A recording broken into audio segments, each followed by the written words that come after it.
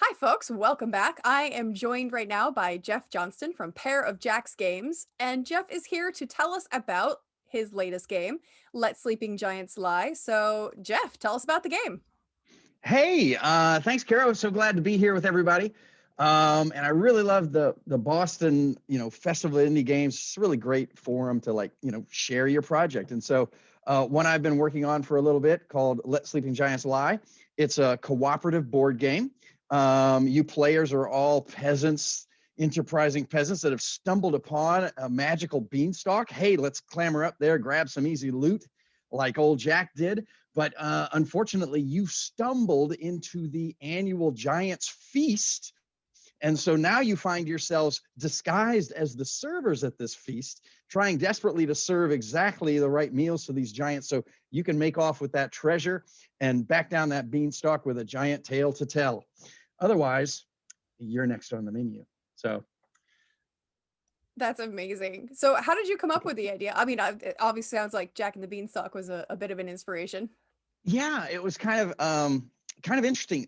Last year at BostonFIG, I was able to present a game called Barely Asleep, and players were bear cubs working to play just the right bear games to get the adult bears to fall asleep for the winter, so they could stay up playing games all winter long themselves. Um, and when I started that game off, I had this extra mechanic in the game, like the bears next to each other were providing restrictions against the other bears, and really interesting. A lot of people were having fun with it, but people were saying, "Hey, Jeff, this puzzle is a little harder than the theme is kind of leading you towards, right?" So I had worked really hard to bring Barely Asleep down, and what I presented at Boston Fig Fest, I was really happy with. And in fact, I found a home for that game. So that was sort of a success of Boston Fig. Its Amazing. home is with Sherry Spiro and Breaking Games, who is a long time and very big supporter of Boston Fig. And Absolutely. Shout out to Breaking so Games. she's working. Absolutely, and shout out to their excellent taste in games. No. So so I was sort of left with this mechanic, and I was just thinking of like, well, where could this story take place, um, with kind of this adjacency challenge and things like that. And actually, my first stab was I did a version of it where it was you were the three houses of Hogwarts in Dumbledore's army fighting off the the Death Eaters, and of course that fourth house that we don't talk about. I did that. That was sort of a lark. I almost had a chance to pitch that, but I just sort of thought, you know. So I have this as you go through the story, and I think we're going to show the video here of the game. Was I just had this vision of like a giant, like just collapsing in exhaustion on the table, and this magic harp trying to jump around it and things like that. So that was sort of the inspiration. So That's awesome. That's really interesting because I know, some designers like start with theme, some designers start with mechanic. And it sounds like this like had a really interesting mechanic, and then you're like, well, let's find a theme that fits that. How do you design a lot of are a lot of your games like that, or what's your design process like? yeah, I do really often start at theme, and then I struggle to find a way to play that theme in a fun way. And I Yeah. sit there for a while. But then once I get a core, I do actually try to tune it down, because I am usually designing my games, family games, for like, usually I have an 8-year-old and family in mind. That's Hmm. usually what I do. So I can kind of hit that sweet spot. So I'm usually like taking a lot of things out, but as you take things out, you kind of keep them on the side, and can you add them back in a fun, interesting way and create other games? It's a heck of a lot easier than coming up with a new one. So Yeah. Well, so you've been a part of Boston Fig since the very beginning. I right? Like I think that you were showing. I not the first one, but I did attend the second one, and just kind of brought a couple prototypes in my back pocket, and that was my first experience, and just Yeah, and got you've had a introduced different to the game local every indie year that community you've and the whole thing. exhibited. So what number game is this for the fest now? Um, Well, if I count that one, I've 4 or 5, Yeah. some I've presented twice because they weren't very good the first time, you know, but I was on the side. But I've Mhm. always tried to, I've not always been in the fest area, but I'm happy to be like an indie sponsor, and just sort of, I always consider that part of paying forward and backwards to the rest of the indies, and just making sure that this Boston Fest, just everything that what Boston Fig is about, just continues to exist, just as this great venue. It was the really the first like big show that I put a game down in front of people and let them come, and it was really scary but so rewarding. And just we're going to do something. You're putting all this, the team's putting all this work into this virtual version of it.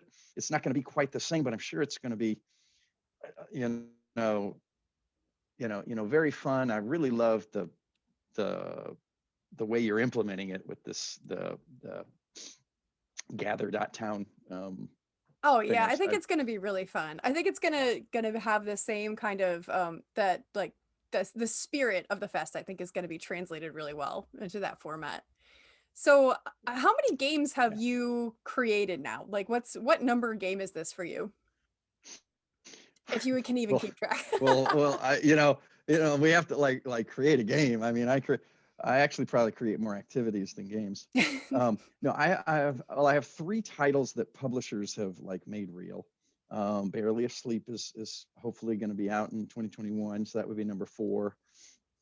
And actually they've started backing up a bit. I've actually got a couple of projects that I think are like games. They really are games, needing to find homes. So, it's not a super long list, but even to have any of those, you know, publisher who found a partner as a publisher to help make your dream come true is just a special moment. So, I, in fact, my wife often reminds me of that that was sort of my inspiration to even like do this as a little side gig, was just like I wanted to be able to walk into a store one day and just point at the shelf at a game that I made, that I'd been part of. And she always just reminds me, anytime I'm frustrated, that was your goal, you accomplished that, everything else is gravy.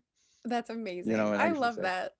you're right. So That is so cool. And you've only been doing this since, well, I guess you said you came to the second Boston Fig. That must have been 2013. So now you've been doing this for 7 years, or have you been developing games long before that? yeah, the first game that I got published, I think created like around 2006, 2007. Oh, And I amazing. sort of tried to find a home for it, but very different uh, ecosphere back then. There wasn't, crowdfunding. There wasn't like, publishers looking for games. Um, I kind of reached out to a toy agent at the time just to kind of figure out what this was all about, and shopped it around. It was just a simple little game that didn't quite, have a home for like toy companies at the time. And then it just kind of sat on the shelf for a couple of years. And then, somehow I got challenged. Somebody said they saw a game and they said, "Is that your game?" No, it's not. But I dusted it off, and I just kind of reached out and found a game company called Education Outdoors that was always making games and putting them where I'd love to see my game. So I just say, "Hey, do you want to look at a game?" And they said, "Sure." And they fell in love with it. And so that's how Toasted or Roasted became real. Um, you're trying to light a campfire and toast 3 marshmallows while everyone else is trying to turn yours to blackened crisps. Um, and that's actually been that's you could still walk in today to the visitor center at Grand Teton National Park and buy your own copy of Toasted or Roasted. That's amazing. Oh my gosh, I love that. So, what's your process like? Do you work with any other team members? Is it just you doing all these designs? Cool. Yeah. So I'm like a single person uh, business as it comes to like what Parajax Games is. I used to be able to share games with my family, but they often gave me feedback that I didn't want to hear. So that part of it's over with. We don't. I don't get them to say yes anymore. But no, the biggest local community that there's two big components. First is in Boston is a meetup group called the Game Makers Guild, and we get together every other week. We transitioned to a virtual format, over the last year, and we'll go back to in person, when the time is right. But we just put our terrible games on the table and play them till they get better. And so that single resource right there is really who I enjoy collaborating with, helping out their projects, just bringing someone new into the community and kind of show them the ropes and help them make connections. And then the other big component is there is really kind of a virtual extension of that out there. Several Discord groups of people doing play testing, and publishers have now realized, hey, if we open our doors to pitches into this virtual environment, I'm going to get lots of great innovative ideas that I wouldn't only get if I only took interviews at conventions, right? So all these Yeah. barriers are coming down. It's making it tough to connect, but for the to be the one they pick, right? Because there's so many good ones. But it's just fun. It's just fun. I think everybody's really going to benefit from it on the back end. That some really innovative things are going to come in front of people, and it's just really going to raise us all, right? Absolutely. So where are you in production right now with Let Sleeping Giants Lie? Well, I can't even show you the video. No. We're going to watch the video. We're going to, no, because you're going to cut that in. I do want to, I'm pitching it, but I'm also getting feedback and changing it. So if you've shown the video, cut it in earlier, you would have seen a little thing. I've actually, made even further changes to the game since then. But it's a pitchable prototype. So I've been sharing it around with some publishers, trying to find some interest there. Definitely looking for opportunities to just play it with people and get their feedback. And so that's where it is. I'm my business model.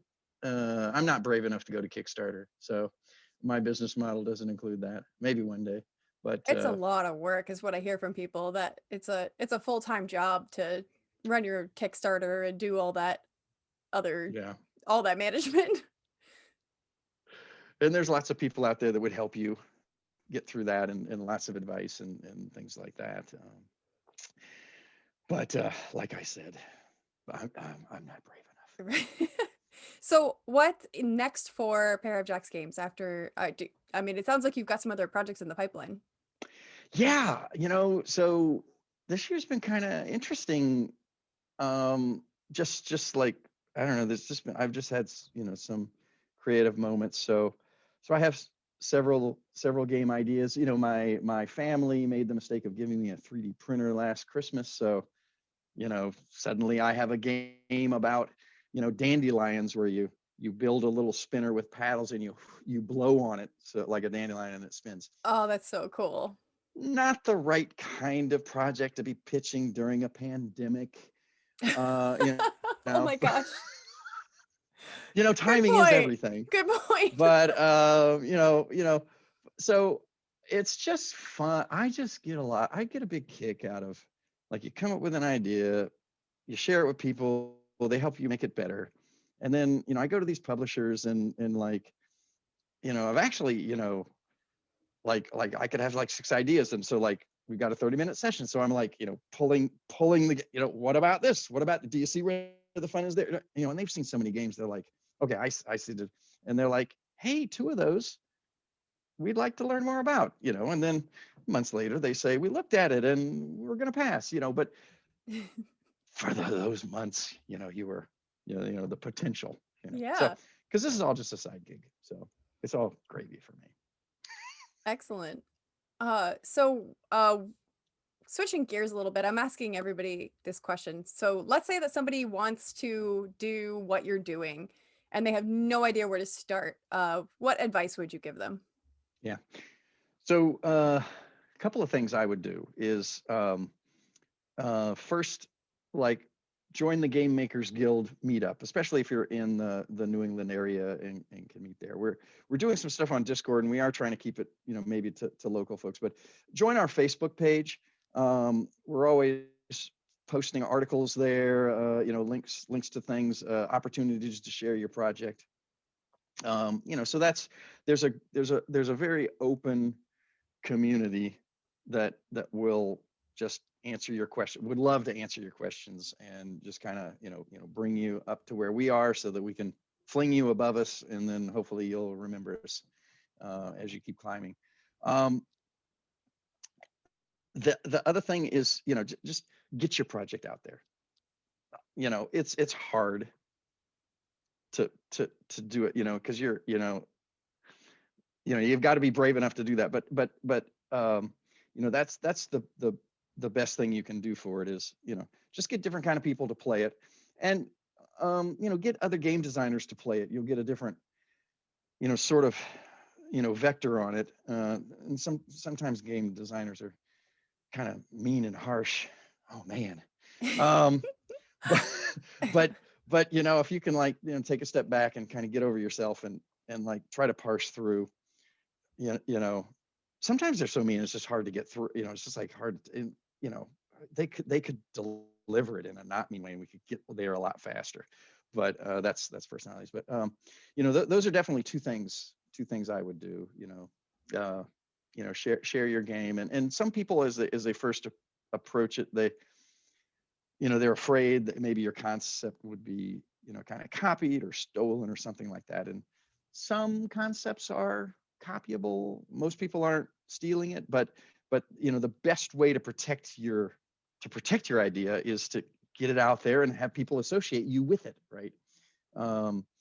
That's not always the case, with intellectual property and things like that, but that's generally the case for someone that's starting out.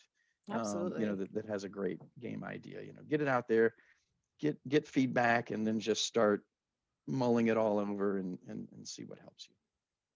That's great advice. So plugs, where can people find out more about you and about the games that you're creating and about Let Sleeping Giants Lie? Cool. There's a Facebook page that's Pair of Jacks Games. So I occasionally post things that are there. There's a Twitter account that sometimes I will talk to, but the Facebook page. And I stopped doing a newsletter years ago. So yeah, go to Facebook. Say howdy, Jeff. I see, Caro, that you subscribe to my YouTube channel, increasing my subscribers by 25%. Yes, I did. I don't do much there, but Gotta get those subs. It's important. Yeah, and just reach out. I mean, if any, if you were looking for some advice in board games and you thought I could give you some, I'm happy to chat and just see what's up with your project. Excellent. Well, Jeff, thank you so much for joining me. It's always lovely to talk to you, and it's always so much fun seeing the game concepts that you have. Like you always have just something that is so interesting and so unique and usually super fun to kind of little fiddly bits and lots of little stuff to play with. It's exactly the kind of board games that I would have gone absolutely nuts for if I was an 8-year-old and, still do. Yes, well, thank you, Carol. I, my wife warns me that make sure the kids are having fun with your game, Jeff, and not just with you, because you can't come in every box. And I'm like, she's got so much common sense. That's amazing. Yeah. So again, I'm so glad that you were able to,